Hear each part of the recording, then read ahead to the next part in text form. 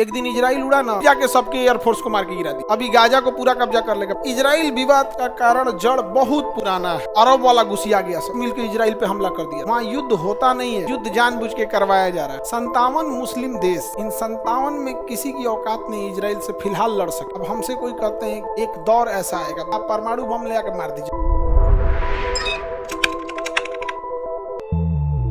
Technically बहुत ही advance देश है कौन? इजराइल। चलिए अब ध्यान से देखते हैं ये जगह कौन सा है?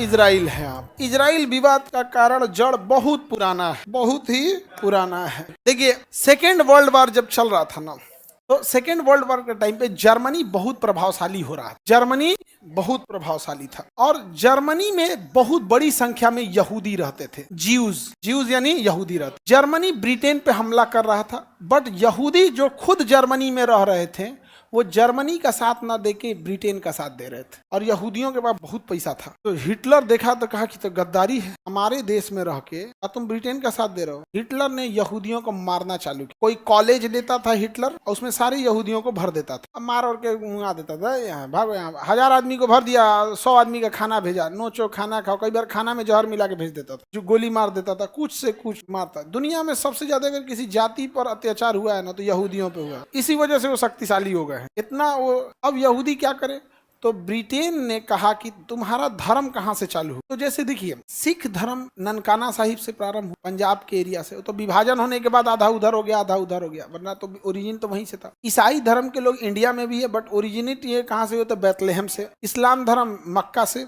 मतलब अरब से चालू हुआ था। तो है तो दुनिया में कोना कोना पे होंगे, जहाँ कहीं ज्यादा कहीं कम है। यहूदी भी चालू हुए थे जो जेरूसलम से। कहाँ से? जरूर। जब इन पर अत्याचार होने लगा और हिटलर मारने लगा, लगभग 60 लाख यहूदियों को मार दिया, तब यहूदियों ने कहा कि जहां से हम शुरू हुए थे वहीं चलते हैं। आज से 2000 साल पहले हमारे पूर्वज जेरूसलम में रहते, हम वापस वहीं चलते हैं। तो वापस तो वहाँ फिलिस्तीन था। तो ब्रिटेन ने कहा उसका चिंता काहे करता है, फिलिस्तीन साफ हो जाएगा, तुम जाओ ना, बस हमको पैसा देते रहना। तो ज्यूज सब के पास पैसा ज्यादा था, ब्रिटेन की मदद भी किए सब, और वहां से भर भर के यहूदियों को द्वितीय विश्व युद्ध के समय कहां बरसाना चालू किया? जेरूसलम में। और उस समय तक जेरूसलम में कौन थे? सब फिलिस्तीन वाला कहा हम कहाँ जाएंगे? कहा कि तुम भी रह जाओ, हम भी रह जाते हैं, तुम भी रह जाओ, हम भी रहेंगे, तुम भी रह जाओ। फिलिस्तीन वाले कहाँ से? ऐसे कैसे होगा, नहीं होने देंगे। अरब वाला सभी सब, खजूर खाने वाला, ऊंट पे घूमने वाला, ऐसा कभी नहीं होने देंगे हम यहाँ पर। किसके दम पे उड़ते हैं सब हमको ये नहीं बुझाता। माचिस बनाने आता नहीं है। हाँ, ऊंट को खजवट हो जाता, दवाई अमेरिका से आएगा, लेकिन हम इजराइल को बर्बाद कर देंगे। इजराइल कह रहा है कि रे भाई हम बर्बाद पहले से हो रहे हैं, जर्मनी में रहेंगे तो जिंदा मराएंगे, तुमसे युद्ध लड़ना मंजूर है, लेकिन हम कहाँ रहेंगे? इजराइल में। तो द्वितीय विश्व युद्ध के बाद समझौता हुआ कि इजराइल को यहाँ रहने दिया जाए। ज्यादा एरिया फिलिस्तीन को दिया गया, लगभग 50% से ज्यादा एरिया, 52-53% किसे दिया गया? फिलिस्तीन को, और 45-46% एरिया इजराइल को दिया गया। अरब वाला घुसिया गया सब। 6-7 गो देश मिलकर इजराइल पे हमला कर दिया, कहा कि नेस्ते नाबूद कर देंगे, बर्बाद कर देंगे, तुमको यहाँ रहने नहीं देंगे। मारा इजराइल 6 को मार के गिरा दिया, भागे यहाँ से, चट्टा सबको गिरा दिया। और इजराइल ने 75% पे कब्जा कर लिया। तब अरब वाला कहे कि ना ना ना, 52% ठीक था, ये वाला ठीक नहीं था। अब इजराइल का मारेंगे तोरा जूता से, अब होश में आ जाएगा।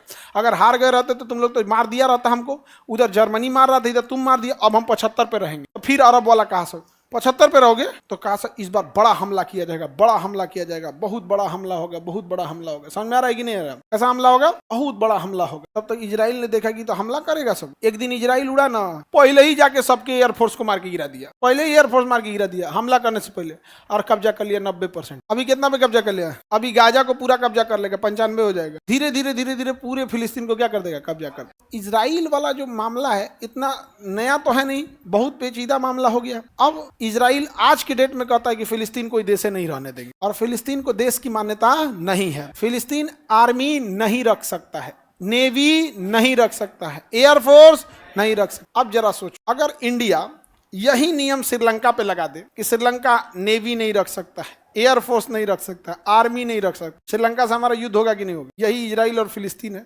वहां युद्ध होता नहीं है, युद्ध जानबूझ के करवाया जा रहा है, युद्ध जानबूझ के करवाया। फिलिस्तीन को कहते हैं तुम्हें देश की मान्यता नहीं देंगे, तो भैया तू है क्या? तब आप देश की मान्यता नहीं देंगे तो फिर है क्या? वो नहीं समझे? तो जानबूझ के क्या किया जाता है, लड़वाया जाता है। 57 मुस्लिम देश, हमारी बात उन्हें तकलीफ देती है लेकिन इतना जरूर कहते हैं 57 के 57 एक हो जाओगे ना, एक बार इजराइल खांस देगा तो साइड हो जाए। इन 57 में किसी की औकात नहीं इजराइल से फिलहाल लड़ सके। अब हमसे कोई कहते हैं एक दौर ऐसा आएगा, बिल्कुल आएगा भैया, आप परमाणु बम ले आकर मार दीजिए, हम कहाँ कह रहे हैं। हम तो ये भी कहते हैं कि तुम्हें लड़ना है, अपनी सेना बनाओ, थल सेना रखो, वायु सेना रखो, नौ सेना रखो, वैज्ञानिकों से करके मिसाइल बनवाओ, परमाणु बम बनाओ, मार दो जाके, कौन मना किया है। लेकिन ये क्या तरीका है, तुम हमास के आतंकवादी को पैरासूट से उड़ा के किसी बूढ़ा को मार दोगे, किसी के घर में मार दोगे, और फिर वो मारेगा तो तुमको दर्द होगा। ये क्या चोर सिपाही खेल रहा है, मारो परमाणु बम मार दो, मना किए हम लोग, लेकिन ना यहाँ पे। और इजराइल है वो जानबूझ के मारता है, क्योंकि अमेरिका क्या कराने आता है, समझौता। अब बाकी सब डेराइल रहता है, ऐसा अरब वाला। अगर मान के चलिए सऊदी अरब ढेर उड़ेगा ना, सऊदी अरब अगर ज्यादा उड़ेगा तो सऊदी अरब अगर ज्यादा उड़ने लगा तो इजराइल कहेगा, अमेरिका सऊदी अरब को कहेगा मारता तो नहीं इजराइलों को, इसको सऊदी अरब को ही मारो। तो अमेरिका के इशारा पे इजराइल किसी को पीट देता है। इसलिए पूरे अरब वाले गुलामी करते हैं किसकी, अमेरिका की। ये पूरे अरब देश में अभी आज के टाइम पे फलस्तीन में भूखमरी आ गई, अस्पताल मार दिया गया है, स्कूल तोड़ दिया गया है, और बहुत हद तक बेंजामिन नेतन्याहू अब युद्ध को लंबा इसलिए खींच रहे हैं। युद्ध को लंबा खींचने के कारण क्या, बेंजामिन नेतन्याहू का अब इलेक्शन लड़ना है, तो इलेक्शन के टाइम पे अगर जो पार्टी युद्ध कर देती है तो प्रॉफिट होता है। अब वहां पे हॉस्पिटल मार के गिरा दिया सब, जबकि जनेवा कन्वेंशन के हिसाब से अस्पताल पे हमला नहीं कर सकते, वो भी बच्चों के अस्पताल पे। उसके बाद देखो जो खाना की सप्लाई आ रहा था उस पर भी मार के गिरा दिया। अरब वाले खाना दे तो पहुंचा दो भाई, तुम तो पूरे अमीर हो, पूरी दुनिया से काहे कह रहे हो, यहाँ अमीर है। यहाँ पे 57 के 57 कंट्री कुछ नहीं कर सकते हैं, क्योंकि ये पावरफुल नहीं है, अमीर है। पावरफुल और अमीर में अंतर। इजराइल, यूरोप, ये अमीर भी हैं और पावरफुल भी हैं। इनका बुर्ज खलीफा इन्होंने नहीं बनाया है, इनके पास तेल है, समझा। दूसरा मजबूरी भी है। फलस्तीन का कहना है कि लोकतंत्र अच्छी व्यवस्था है, अरब में राजा है, तो ये अरब वाले अपने डराइल रहता है कि अगर हम फिलिस्तीन का साथ दे दिए तो आने वाले 10-20 साल बाद फिलिस्तीन वाले ही कहेंगे कि अरब में राजा क्या कर रहा है, यहाँ तो लोकतंत्र होना चाहिए। तो राजा कहता मरने दो इन सबको, जब तक मराई रहेगा सब अपने व्यवस्था देखते रहेगा, सब मरने दो इन लोग। तो तबाह हुआ रहता है।